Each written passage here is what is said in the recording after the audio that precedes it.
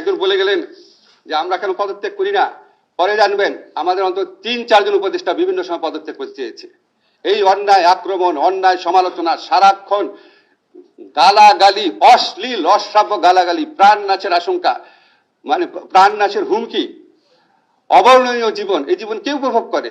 আমাদের প্রধান উপদেষ্টা বলেছেন এটা একটা টিম, একজন পদত্যাগ হলে আরেকজন মনোবল নষ্ট হবে, আরো দাবি আসবে, আমরা কোনো কাজ করতে পারবো না, কাজ করে যাও, তো কাজ করে যাচ্ছি।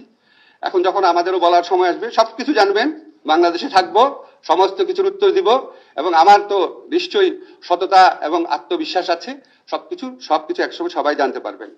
আমার শুধু একটা জিনিস মনে হয় কি, যে আমাদের প্রত্যেকেরই, দেখেন এখানে যারা আসছেন প্রত্যেকে ব্যক্তি এজেন্ডা নিয়ে কথা বলেছেন, আমি কারো নাম বলতে চাই না, এমন লোকও আছেন যিনি একটা তদবির করেছেন, শুনি নাই, সমালোচনা শুরু করে দিয়েছেন।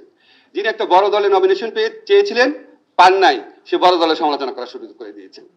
যিনি একটা অন্য একটা সুবিধা চেয়েছেন কোন একটা প্রতিষ্ঠানের কাছে, পান নাই, সেই প্রতিষ্ঠানের সুযোগ